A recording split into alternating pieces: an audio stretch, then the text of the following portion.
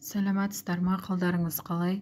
Бүгін біз оразаның 6-шы күніне оливье салатын жасаймыз. Тұздалған огурцымызды турап, картошка, сәбіз, жұмыртқа бәрін турап алып, барлығын бірге қосып араластырамыз.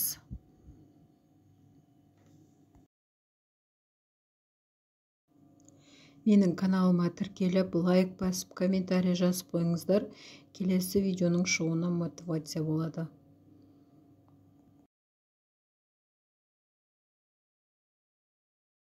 Жүгері қосып, майонез қосамыз. 2 қасық үлкен қасықпен огурцидың суын қосамыз. Азғантай ғана дәмі шығу үшін. Осылай бәрін жақсылап араластырамыз.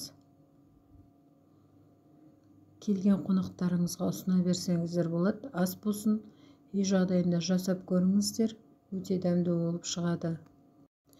Менің каналыма тіркеліп, лайк басып, комментарий жазып қойыңыздар.